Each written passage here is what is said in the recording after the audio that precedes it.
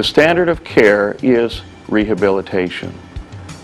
In days previous, dogs would just be restricted to a cage or a small room for months after surgery.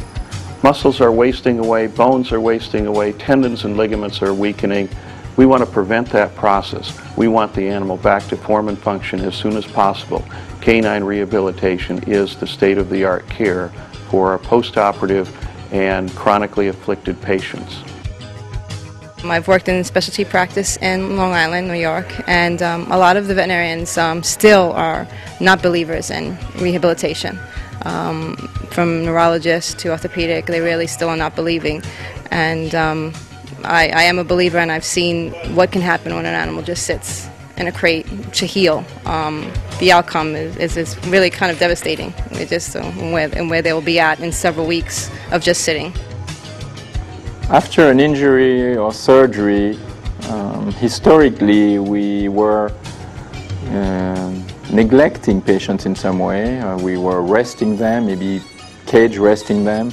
We know more now, we know better than kind of ignoring patients during their recovery period. We can achieve much better results, more predictable results, by overseeing the recovery, the short-term and the long-term recovery of patients with injuries or after surgery. The nice thing about rehabilitation is that we're able to take a dog that can barely get up and move, or after a very invasive surgical procedure, and bring them back to function and form. It's a very rewarding field, one that involves an entire team of specialists and trained professionals that can provide that care, that extra level to your patients. And one of our goals as an educational establishment is to help veterinarian clinics treat animals. So overall, reduce the amount of pain and suffering that dogs are going through, and give veterinarian clinics and the rehabilitation clinics the tools to better treat these animals.